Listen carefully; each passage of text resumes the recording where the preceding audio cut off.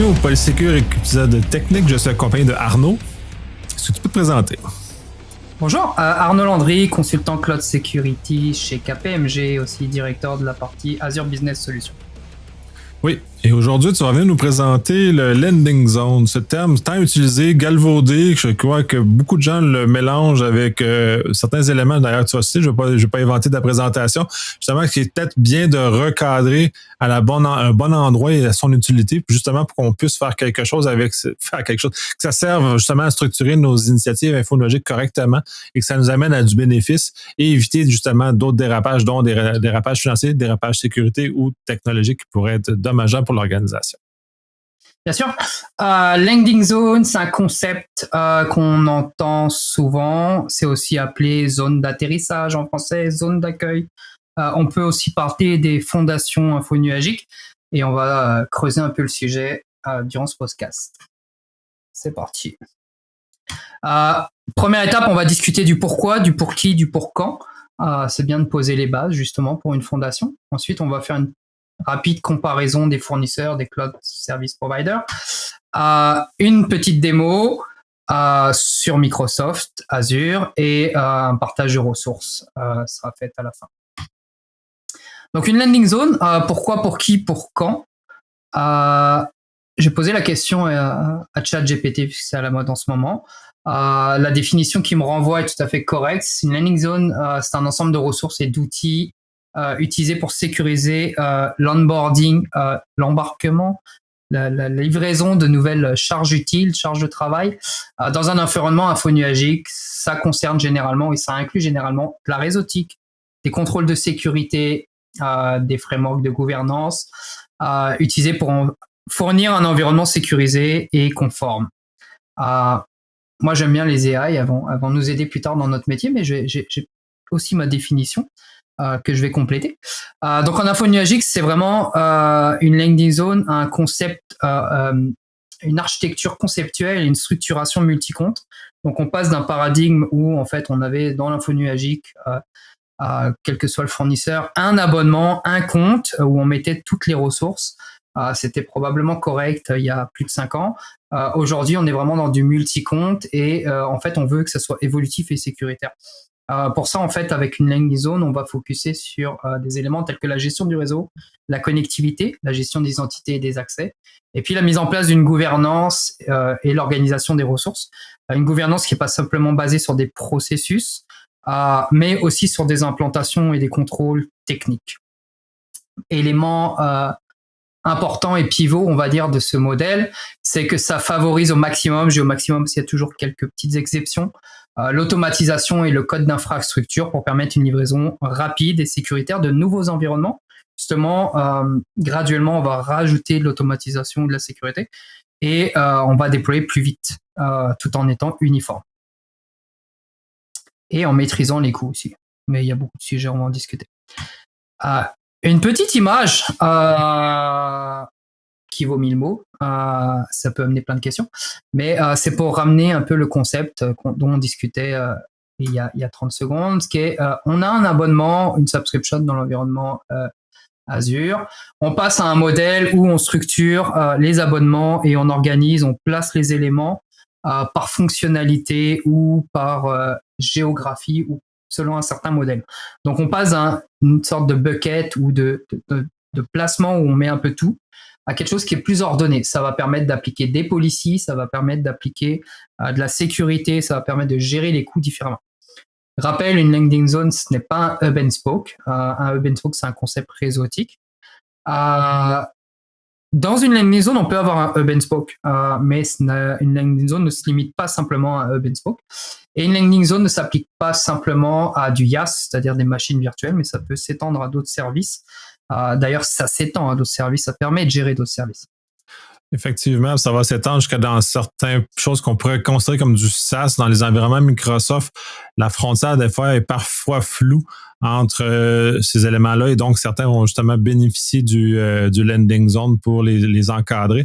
J'aime beaucoup ce modèle-là parce que ça, puis surtout le diagramme, représente bien le fait que le landing zone permet de délimiter les frontières financières, les frontières sécurité, les frontières de responsabilité qui sont très importantes, au lieu d'être juste un grand bucket, comme tu mentionnais, justement, où on met tout dedans puis on espère s'y retrouver. C'est comme c'est sûr que c'est des concepts, des modèles qui sont plus infonuagiques. On avait plus de difficultés à découper un bâtiment data center jadis. Là, c'est quelque chose qui est faisable sans réel surcoût, on va dire, qui soit totalement pénalisant. Si on regarde en fait ces différents concepts qu'on peut retrouver ou ces niveaux d'organisation, parmi les deux grands principaux leaders de l'infonuagique, on retrouve en fait quelque chose à la racine qui peut s'appeler master, qui peut s'appeler root. Bref, c'est la tête, c'est le début. Dans Azure, on appelle ça un tenant. C'est souvent lié à une identité Azure AD. En fait, c'est totalement lié avec une identité Azure AD. Et dans AWS, on appelle ça une organisation. C'est à partir de là qu'on va structurer nos ressources au final. Mais entre les deux, en fait, on a ce qu'on appelle des OU, par exemple, dans AWS, ou des management groups. Ça, c'est le premier niveau en fait de structuration. Comme on peut le voir, on peut avoir des core services dans lesquels on retrouverait de la réseautique ou de l'identité. Puis on va avoir des managed services dans lesquels on va avoir par exemple des applications internes, des applications e-commerce ou peut-être des données d'usine, peu importe le modèle. En dessous de ça, on va avoir une donnée qui est généralement une frontière facturable. Concrètement, c'est là qu'on a une facturation, puis on a aussi des propriétaires et des responsables. On parle des comptes, des accounts dans AWS et des subscriptions, des abonnements dans Azure. Là, en fait, on va pouvoir les exploser en différents types selon leur fonctionnalité. On n'a pas de raison aujourd'hui de mettre, par exemple, des journaux d'audit dans le même abonnement que le site où on a que l'abonnement où on a notre site e-commerce. On peut les séparer. On peut avoir des considérations parfois du côté de la réseautique selon le transit, mais c'est une bonne stratégie d'isoler les choses. Et enfin, on va se retrouver avec des ressources groupes et ces ressources groupes aussi et services dans Azure. C'est une sous-division, on peut voir ça comme des dossiers virtuels au sein du data center ou de l'abonnement. Ça permet de structurer les données avec une organisation plutôt que d'avoir un simple bucket où on voit toutes les ressources. Oui, on peut y appliquer des politiques aussi. Oui, j'ai souligné le fait que AWS utilise les accounts comme étant l'unité de division qui est les abonnements du côté Azure. Vient mélanger généralement les gens. Il faut faire très attention dans ces concepts-là parce que le concept d'identité chez AWS est vraiment très différent de celle de Azure, et ceux qui arrivent du monde Microsoft en général, où on a tendance à fonctionner plus avec un AD qui vient déjà structurer notre réflexion d'une certaine façon. Fait qu'il faut être très prudent parce que ça l'amène d'autres concepts, d'autres éléments qui, si on ne fait pas attention, quand on arrive d'un univers, puis on va vers AWS, par exemple, de Azure vers AWS, qu'on pourrait se retrouver à laisser des portes très grandes ouvertes quand on ne devrait pas les laisser si grandes ouvertes que ça, ou laisser des zones d'explosion, les zones de déflagration, qui vont faire que si on a un problème de sécurité, on va toucher à beaucoup plus de ressources ou beaucoup plus d'éléments à ce moment-là si on a mal découpé, si on n'a pas les bons a priori.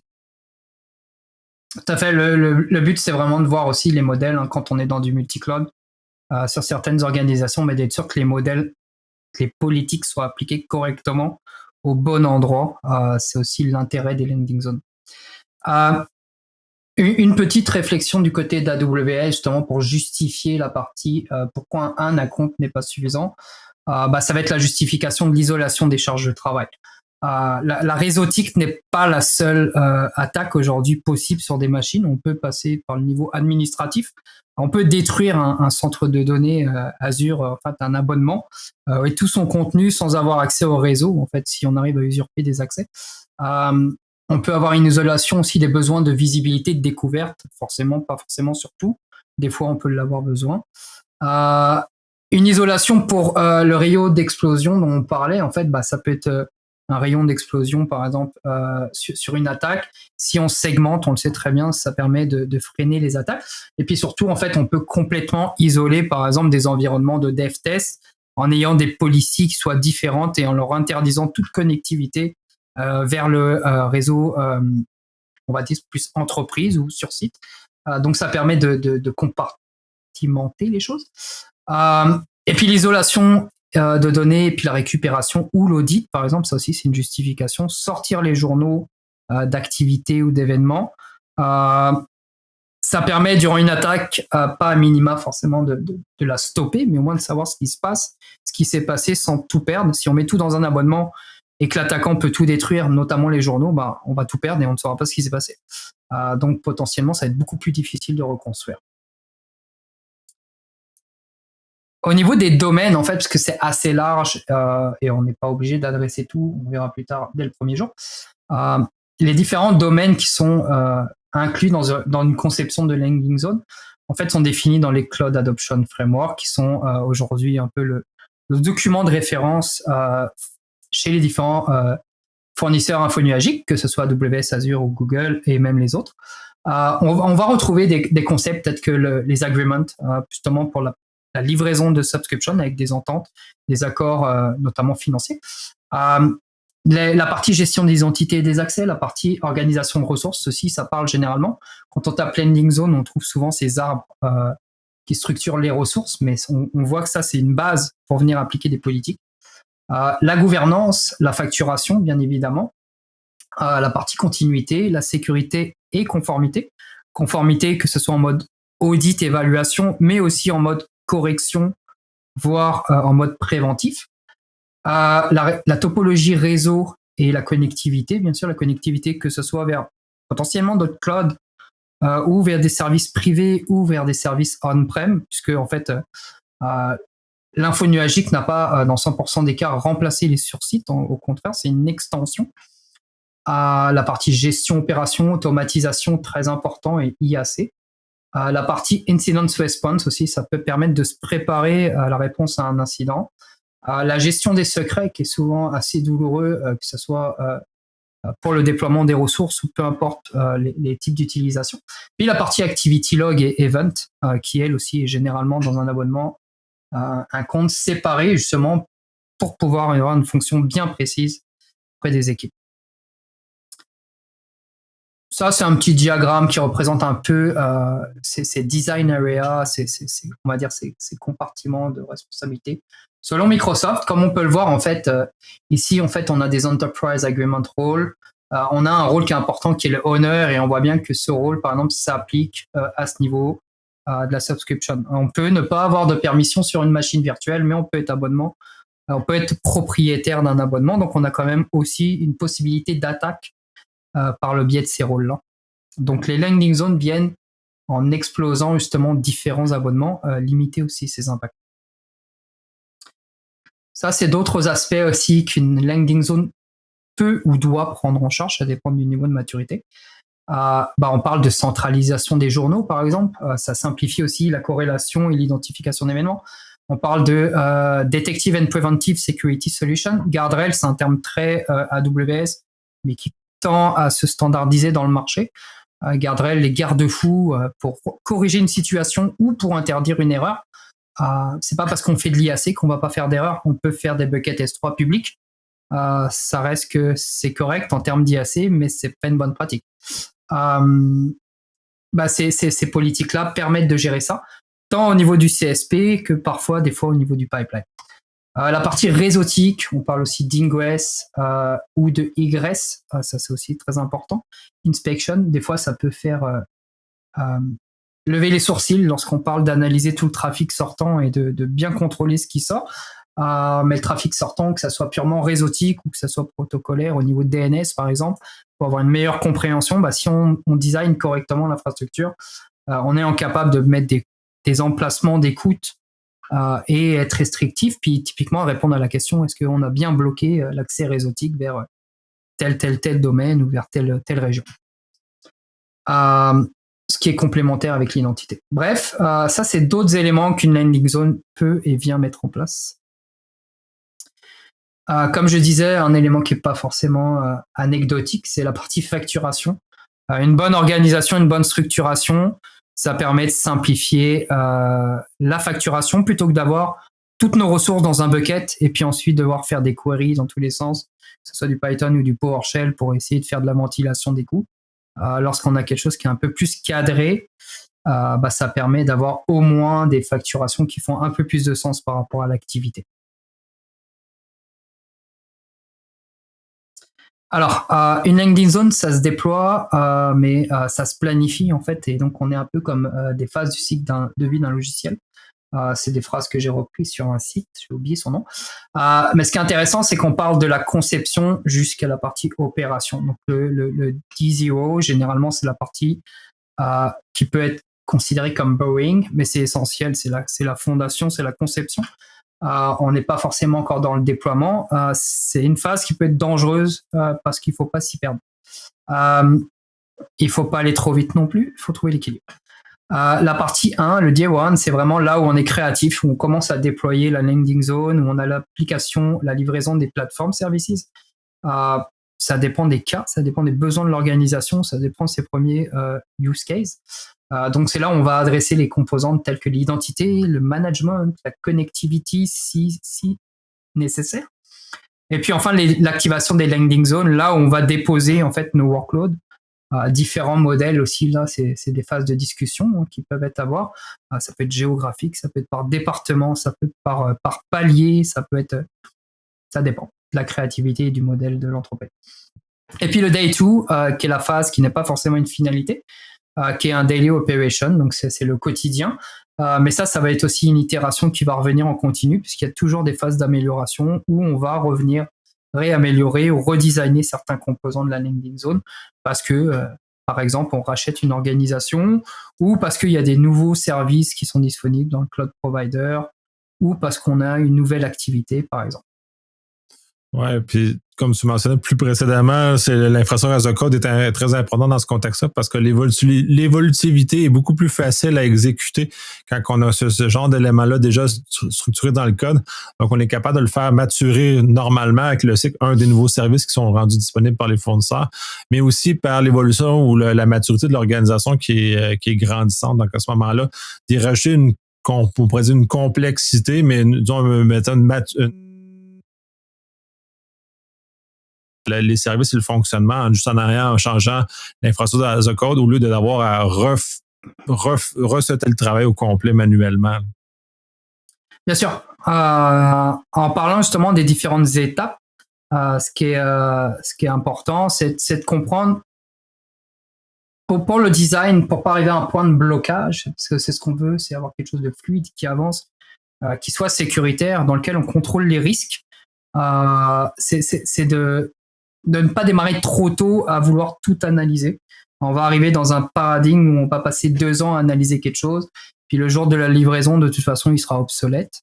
Et il faut pas non plus chercher à être 100% aligné sur tout, toutes les conformités ou toutes les normes ou tous les besoins. Il faut identifier vraiment les caractéristiques les plus importantes. Pas essayer non plus de faire quelque chose qui n'a jamais existé sur site, par exemple, qui n'a jamais été une menace. Parce que tant qu'on n'a pas déployé une première charge qui devra être, là par contre c'est important, non critique, c'est-à-dire non essentielle, non vitale, et qui n'expose pas forcément l'organisation, on ne peut pas vraiment éprouver le modèle et le faire évoluer. Donc le parfait, c'est l'ennemi du bien, c'est un peu la phrase qui résume ça. Il ne faut pas non plus être trop permissif et s'y prendre trop tard dans le mouvement et attendre d'avoir des centaines de charges, parce que sinon on va finir en blocage. Ça va être extrêmement compliqué, et quand c'est compliqué, c'est coûteux. Puis en fait, on va se retrouver avec des politiques qui vont être très complexes, donc on va devoir parfois faire prendre des décisions douloureuses, détruire des choses pour les recréer, parce que typiquement, on a déployé en Amérique latine, alors que l'organisation n'autoriserait que le Canada. Ce qui est parfois simple, parfois plus complexe, dépendamment de l'organisation. Puis il va aussi créer un ensemble d'exceptions incontrôlables, et les exceptions, en fait, c'est ça qui confirme la règle, et ce qui permet généralement d'attaquer une organisation. On va aller taper dans ces exceptions. C'est là où on voit que tout château de cartes peut s'écrouler. Les exceptions, c'est parfois utile, mais quand on est obligé de redresser une situation qu'avec des exceptions, ça devient très compliqué d'assurer la gestion du risque à ce niveau-là. C'est pour ça qu'aussi, il faut trouver un équilibre. Alors c'est vraiment une phrase un peu facile, mais il faut y aller par itération et comme du code, en fait, finalement, refactoring. Il y a des documentations qui sont fournies, justement. Control Tower, par exemple, a des modèles qui peuvent se mettre à jour. Microsoft a des landing zone refactor.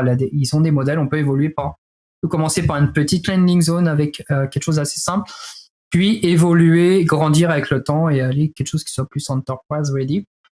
Ou plus gros ou pas, ça dépend de l'organisation, de sa structure, sa taille.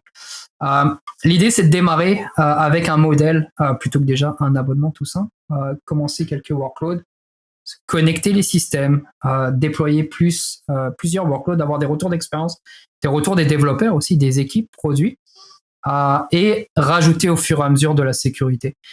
C'est sûr qu'il y a des guardrails, des garde-fous à mettre en place dès le début. Par exemple, non, on va pas mettre des buckets ou des storage en public.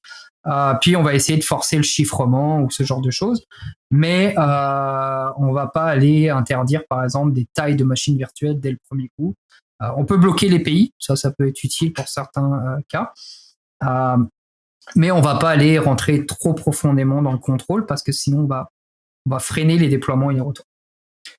À la fin, l'idée pour ces modèles-là aussi, c'est d'avoir une équipe CCOE, un centre d'expertise cloud, en général avec plusieurs spécialités dans l'équipe, puisqu'on l'a vu, les landing zones, c'est de la sécurité, c'est de la réseautique, c'est de la gestion des coûts, c'est de la gestion communication avec les équipes DevOps. Comparaison, si on compare en fait les différents modèles de landing zone chez les CSP, les fournisseurs d'infos nuagiques, j'ai fait une appréciation personnelle. Ça rejoint un petit peu les évaluations du global en fait de tous les services cloud qu'on aurait chez Gartner. Mais là, j'ai fait un focus plus sur ce que je connaissais au niveau des modèles de landing zone chez les fournisseurs. On a quand même un leader du marché, mais parce qu'il a la maturité, l'historique et puis le nombre de ressources, qui est AWS, qui est un peu la référence sur ce modèle-là. Leur gamme de ressources et de services est tellement grande. On a Azure qui suit bien quand même la tendance. Google qui a un modèle un peu différent puisque c'est moins orienté pour des connectivités avec des services existants. Google, c'est plus vraiment cloud native. Donc la landing zone n'est pas toujours le premier modèle mis en avant. On a Oracle aussi qui a une tentative de landing zone, mais j'ai pas d'expérience là-dessus. Alibaba a de la documentation là-dessus. Je sais pas qui est chez Alibaba, on en parlait tout à l'heure. Puis on a des groupes, des fournisseurs tels que Tencent. J'en parle car ils sont dans les quadrants. Ou IBM. Moi, j'ai pas trouvé de documentation relative à ça. Je sais pas si c'est des concepts qui sont implantés ou c'est parce que j'ai pas passé assez de temps. Mais ça a l'air d'être compliqué de trouver de l'information. Là où, par exemple, pour les gros fournisseurs, il suffit d'aller sur GitHub et on trouve tout de suite leur repo avec des dizaines de modèles, en fait, parce qu'il n'y a pas non plus qu'un seul modèle. Donc, si on parle d'Amazon, ça, c'est un modèle, justement, qu'on retrouve dans la documentation. Comme on le voit, en fait, on a la partie management, on a la partie workload, on a la partie log archive. Ça, c'est un ancien modèle. C'est introduit depuis 2018, en fait, chez Amazon. Et aujourd'hui, on est plus sur un modèle géré et piloté par leur solution qui fait à peu près tout, qui est Control Tower. C'est vraiment l'outil d'automatisation et de déploiement pour la gestion multi-compte chez AWS. C'est une étape indispensable. On retrouve aussi des concepts comme la partie gestion du code, comme on le voit ici, c'est vraiment quelque chose qui est intégré. C'est pas quelque chose qui est anecdotique, en fait. Il n'y a pas d'autre solution que de passer par ça. Dans une landing zone un peu plus avancée, donc du coup du côté d'AWS, ça ressemble à ça. On voit bien qu'on a des services, par exemple, d'archive pour la journalisation. La partie d'audit avec l'activation de services, c'est là, quand on conçoit une landing zone, on va choisir un peu les services qu'on veut activer. Parce que ça coûte de l'argent quand même. Puis des fois, ça peut se recouvrir avec d'autres choses. Mais des outils comme GuardDuty ou Security Hub pour la centralisation des alertes de sécurité, ou SNS pour la communication. Les Shared Service Account avec Inspector pour l'auto-discovery de vulnérabilité sur les machines, les conteneurs ou autres. C'est un peu comme ça que c'est disposé du côté d'AWS. Puis là, par exemple, ils ont un modèle avec des comptes de production, puis à côté, un modèle avec des comptes non de production. Bien sûr, on a le master, le root, la tête qui est en haut, qui pilote tout ça, avec les organisations. Ça, c'est un autre modèle. Il y en a plein des modèles. Tout ça pour dire qu'on a du CloudFormation, on a du YAML, on a du pipeline, on a toujours ces concepts de code pour déclarer l'infrastructure. Du côté de Microsoft, c'est à peu près le même principe. Ils se sont alignés sur ce modèle. Là, on a une petite animation qui nous montre un peu que une landing zone, c'est évolutif, c'est pas du marbre gravé pour toujours, ou un diamant plutôt. On peut rajouter des fonctionnalités, on peut la faire croître. L'idée, c'est toujours garder le contrôle sur la gouvernance, la sécurité et les éléments. Microsoft a un concept de zone accélérateur qui permet vraiment rapidement d'énabler toute une structure dans un environnement existant et ensuite de faire progressivement la migration si on avait des charges existantes ou simplement de commencer à migrer. Ça, c'est un modèle assez simple. Par exemple, pour démarrer, on parle toujours de 2 abonnements ou 2 comptes. On parlait de multi-compte tout à l'heure. La base, c'est minimalement 2. On a un abonnement de management où on se retrouve avec un peu de storage pour de l'archive de journaux et de la partie log analytique pour les journaux. Et de l'autre côté, on a une landing zone où on aurait des applications et une partie probablement réseautique. Si on a un modèle encore plus avancé, on pourrait avoir par exemple tout ce qui est partie management, donc les log analytics pour les journaux, une partie réseautique, connectivité, firewall, isolée, et une partie, parce qu'on est dans l'environnement Microsoft, domain controller. C'est pas forcément ma préférée, mais ça existe encore. Et on peut séparer par exemple des abonnements qui seraient corpo, pas forcément exposés Internet, puis d'autres abonnements qui, eux, auraient vocation probablement, par exemple, à être sur Internet comme un site e-commerce. Ouais, je vais faire un petit jump sur les domaine controllers. Normalement, on essaie de plus faire ce genre de choses-là. C'est des choses de sur-site qu'on ramène. S'il vous plaît, faites pas ça. Si vous migrez en info nuagique, convertissez vos applications pour utiliser Azure AD au minimum parce que ça va, vous savez beaucoup de troubles, puis vous réduisez tellement votre surface d'attaque en ne disposant plus de DC en info nuagique. J'ai vu des cas de DC qui sont fait défoncer en info nuagique parce qu'ils étaient mal sécurisés, sont trouvés être exposés malheureusement, puis ont été complètement pétés. Et ils pètent le DC de l'organisation en même temps. Fait que ça devient très, très dommageable. Donc, si on peut s'éviter ce problème-là, vaut mieux se l'éviter. C'est certain qu'un domaine contrôleur, qu'il soit sur site ou dans le cloud, il a toujours les mêmes failles. Les mêmes vecteurs d'attaque, on va essayer de les protéger le plus possible si on n'a pas le choix. C'est une réalité, c'est souvent aussi le point d'identité pour de nombreuses organisations avec la synchronisation avec Azure AD. Et donc, ça reste une porte d'entrée. Et idéalement, c'est certain qu'il vaut mieux avoir un système où on n'a pas forcément d'identité locale de ce type-là et on part sur des protocoles modernes en utilisant des sources d'identité, que ce soit Azure AD, Okta ou peu importe. Là, on est sur un modèle, ce qu'on appelle plus l'enterprise scale, où Microsoft, en fait, justement, structure. On retrouve les fameuses plateformes à Identity Management, Connectivity, un peu comme dans AWS. Puis les landing zones, là, ils les ont fait, par exemple, par applicatif. On parle de SAP, on parle de Corp ou d'Online, un peu encore pareil que AWS. Ce qui peut être intéressant, c'est un decommission ou un sandbox. Sandbox, comme ça, on peut contrôler, encadrer les sandbox, les bacs à sable d'expérimentation. Puis on peut mettre des politiques de gestion des coûts, par exemple. C'est-à-dire, c'est $200, pas plus, où on a des alertes. Et ça, c'est toujours intéressant plutôt que de dire toujours non pour des environnements d'expérimentation ou de dire oui, mais pas contrôler les coûts. Là, on peut le faire de façon encadrée avec une certaine limitation des coûts, une certaine limitation de ce qu'on peut faire dedans. Mais ça ne peut pas nuire à la production de l'organisation. Donc ça, c'est un peu le modèle. Comme on le voit, les sandbox ici sont isolés. Ici, on aurait des landing zones où on aurait du peering, en fait, pour passer vers un environnement de centralisation réseautique. Là aussi, il peut y avoir des considérations selon la taille et la distribution de l'organisation, parce qu'en fait, on peut avoir des considérations techniques dépendamment de l'implantation et de déploiement des ressources.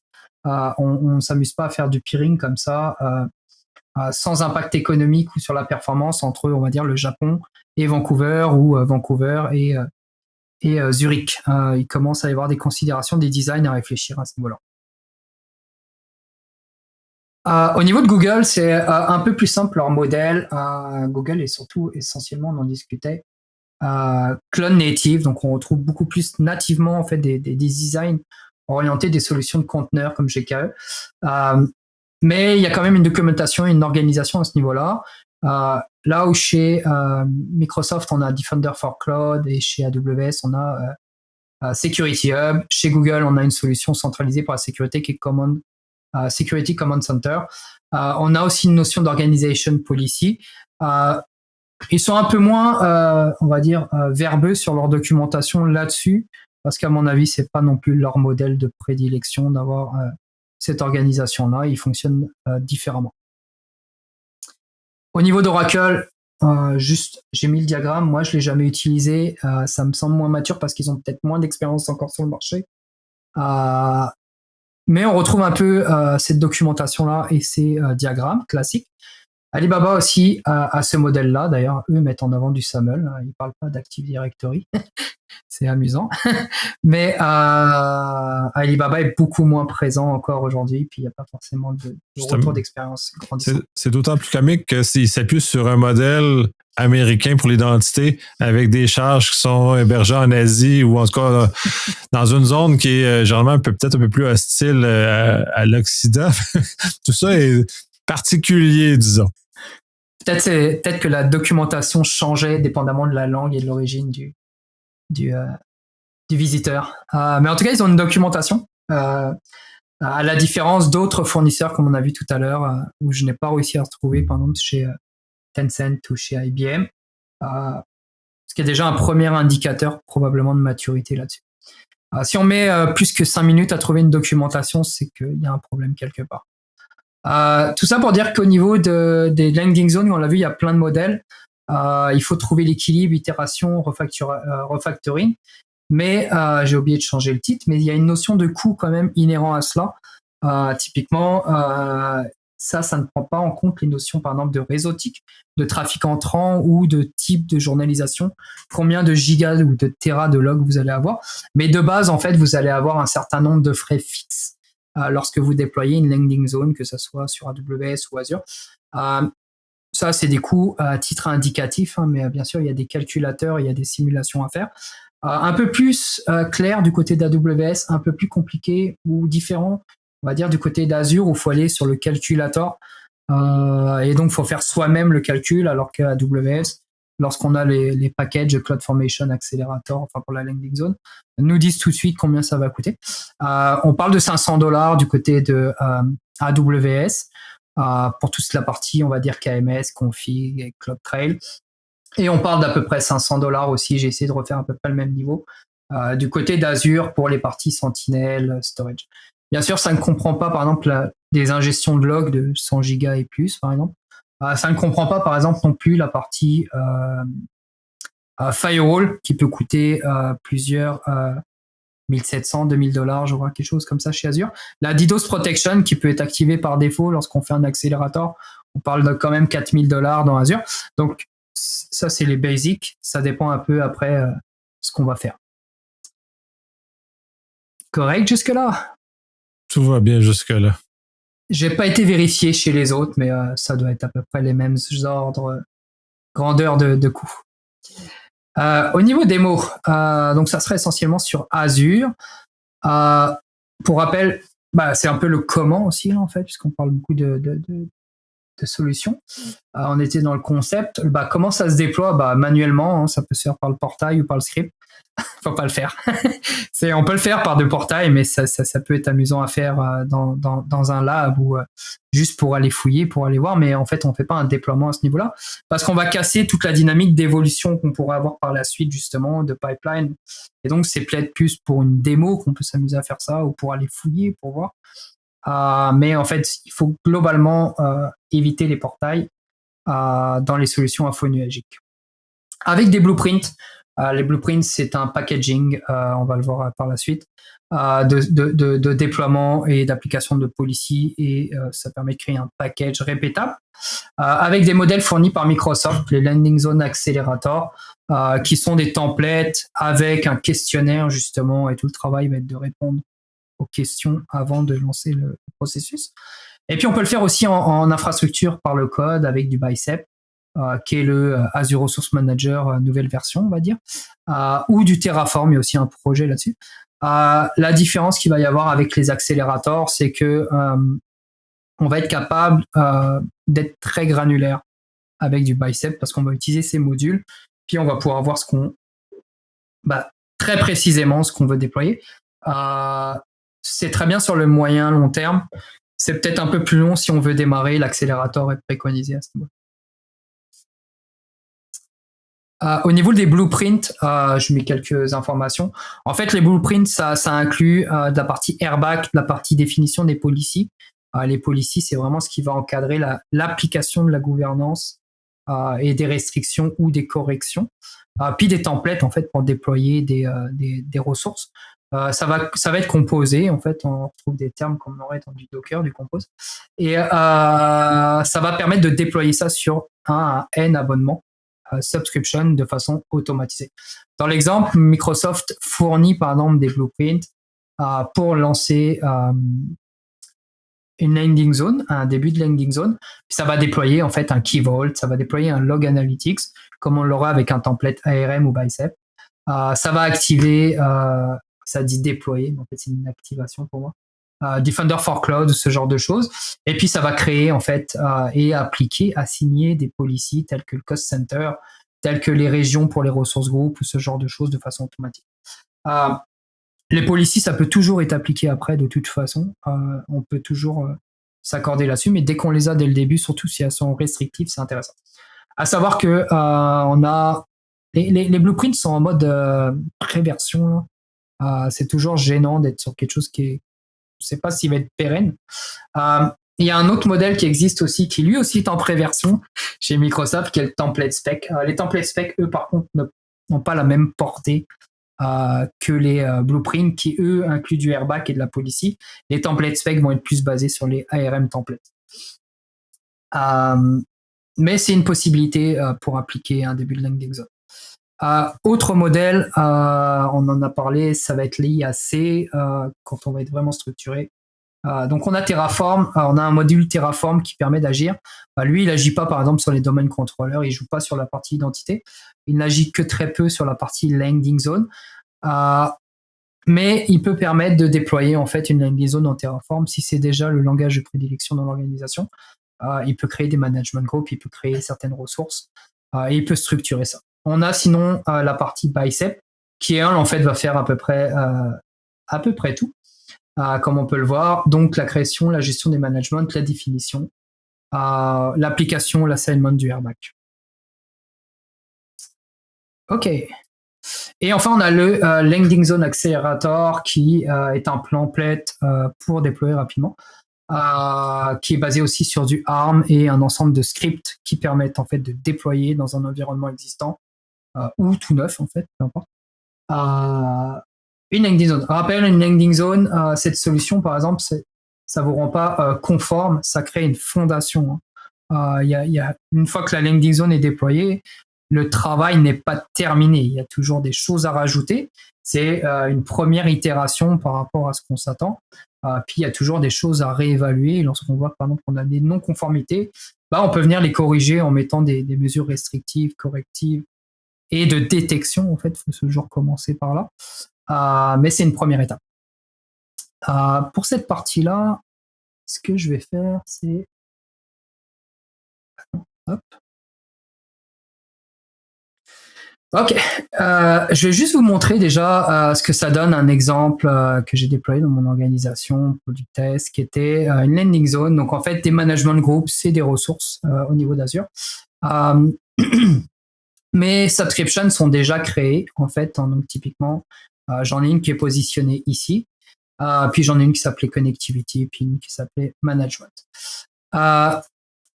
Au niveau du déploiement pour les accélérateurs, en fait, il y a un projet GitHub chez Microsoft qui s'appelle Enterprise Scale. Tout ça pour dire qu'on a un environnement avec une racine dans lequel j'ai des management groups où j'ai déjà positionné des subscriptions, mais j'aurais pu ne pas le faire. L'accélérateur peut le faire pour vous.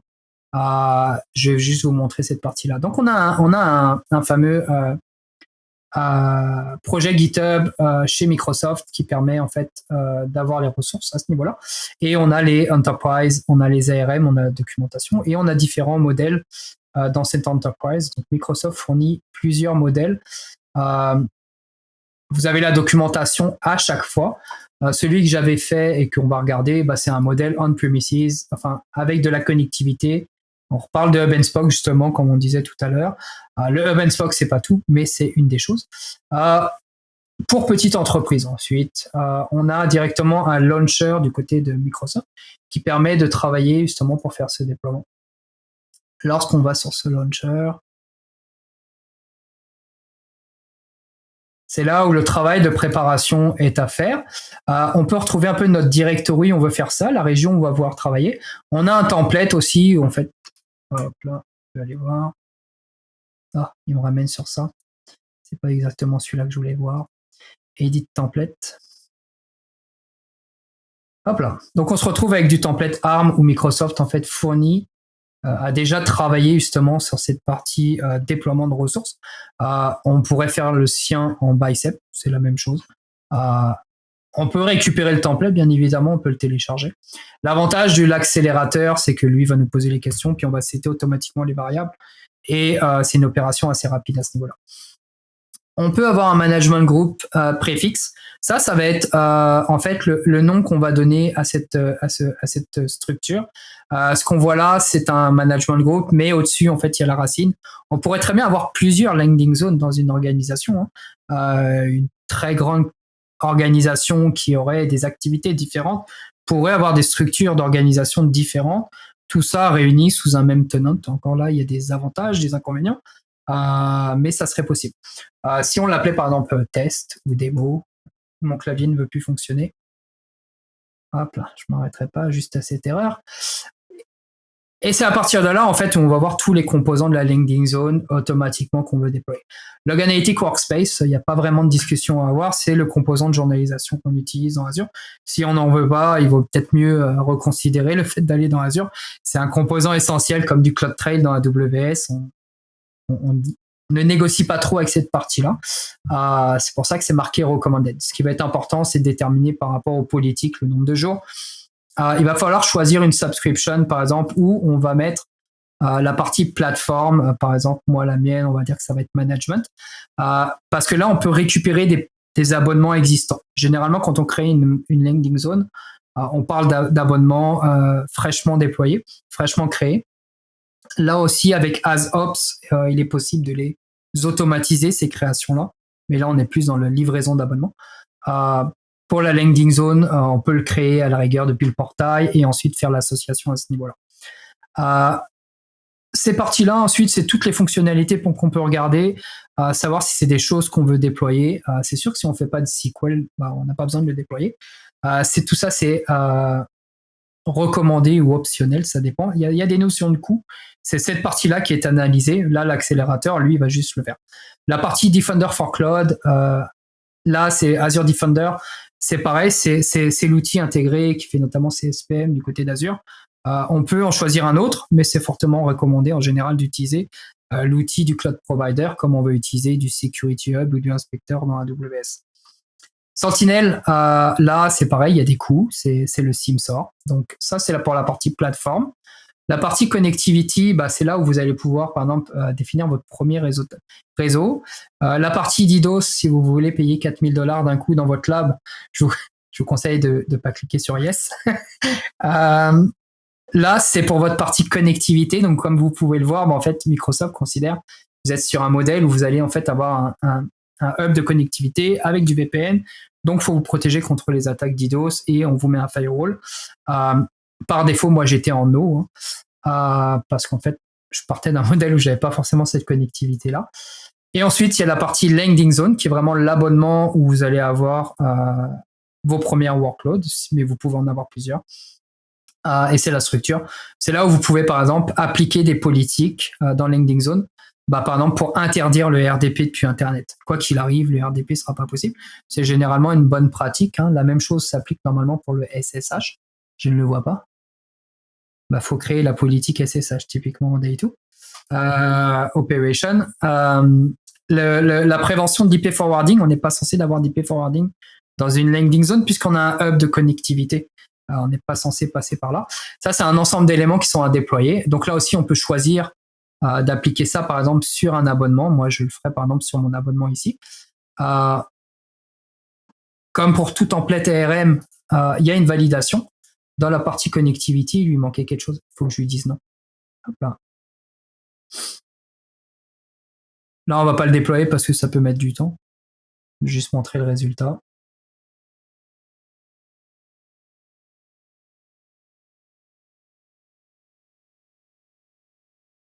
Ouais, tu leur forçais à recompiler. Là, il est...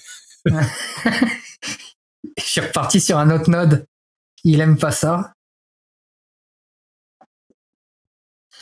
Théoriquement, c'est censé passer. Théoriquement, quand c'est de l'IAC qui l'a validé, il est censé fonctionner. Il y a toujours des réalités. En fait, des fois, l'IAC vous dit que tout est correct, même en Terraform. Puis quand vous appliquez, en fait, il peut y avoir des erreurs. Là, il a validé la compilation, on va dire, ou la validité. On a un petit résumé un peu des fonctionnalités. Et puis, c'est tout. Une fois que ça va être créé, en fait, comme on peut le voir, par exemple, dans un platform management, on va se retrouver avec un certain nombre de ressources qui ont été automatiquement configurées. Puis, on va avoir des solutions, Log Analytic Workspace. On va avoir un compte d'Azure Automation qui va être préprovisionné. Et on va avoir un ensemble de policies aussi qui sont appliquées. Hop là. Qui nous permettent, par exemple, d'appliquer ou de déployer des diagnostic settings sur nos ressources ou d'appliquer, de déployer et d'activer automatiquement des ressources Defender for Cloud. Donc là, en fait, on a la garantie que quand on va créer un nouvel abonnement pour un nouveau produit dans la landing zone, application Corp ou online, tout dépendamment du programme qu'on aura défini, en fait, on va avoir un ensemble de airbags, de policies, de gestion des coûts qui va avoir été créé. Est-ce que si je retourne là, ça fonctionne? C'est ça. C'était un peu tout pour la partie démo accélérateur. On a des modèles plus gros, comme vous pouvez le voir. Si quelqu'un veut s'amuser ou se tester à ça, en fait, il suffit simplement de regarder un peu les questions qui vont être à mettre. Microsoft fournit aussi, par exemple, c'est à peu près pareil du côté d'AWS, des partenaires qui peuvent aider à ces déploiements. Ils fournissent aussi des programmes de mise en place. Généralement, ils appellent ça fondation. Ça s'étale sur plusieurs semaines, mais le time bomb ou le time box pour être sûr que ce soit pas quelque chose qui soit... c'est pas un projet d'un an pour créer et déployer ça. Au niveau des ressources, je partagerai ça, mais il y a des vidéos intéressantes du côté de Microsoft, la développeur, parce que on est sur un système avec du code. Donc on a de quoi en Biceps qui est partagé, qui est très intéressant avec les options qui sont alignées avec le CAF. On peut aussi avoir des review assessments pour se poser des questions et voir si notre alignement est correct par rapport à ce qu'on devrait faire par rapport au CAF. Et du côté d'AWS, on a aussi des channels intéressantes sur YouTube. Peut-être sur Twitch, mais je n'ai pas été regardé. Concernant Control Tower et notamment le fait d'onboarder du Control Tower avec des organisations existantes, parce que c'est jamais... c'est pas quelque chose qui se fait et c'est terminé, fallait pas rater le train. On peut rattraper la situation en déployant ça à côté et en faisant les systèmes de migration. Et très important du côté d'AWS, c'est l'implementation guide qui est pour l'accélérateur. Et puis même au-delà de rattraper, ça évolue tout le temps, ces choses-là, c'est vivant, donc on doit les maintenir, on doit les réactualiser assez régulièrement pour faire suite justement à l'évolution des différents fournisseurs et finalement l'augmentation de richesse de ce qu'on offre et la maturité de l'organisation justement pour mettre des nouveaux guardrails, mettre des nouvelles préoccupations, des nouveaux éléments normatifs. Là. On fait juste regarder le changement législatif au Québec va devoir changer un certain nombre de choses. Donc, il y a des préoccupations qui vont se refléter nécessairement dans ces éléments-là qui devront évoluer en conséquence. Notamment cette vidéo qui parle de l'update vers la Landing Zone 3. On a des updates justement avec des ajouts, des fonctionnalités nouvelles. Ça peut découler soit des bonnes pratiques, soit des cadres législatifs, comme tu le disais, ou autre. Et ça fait le tour. Merci énormément. Très intéressant, très bon tour. Justement, ça nous permet justement de recadrer ça aux bons endroits. Puis j'ai l'impression que ça va guider les gens à faire des choix plus éclairés à ce niveau-là. Ben, j'espère. J'espère bien. Merci. De rien. Bonne journée.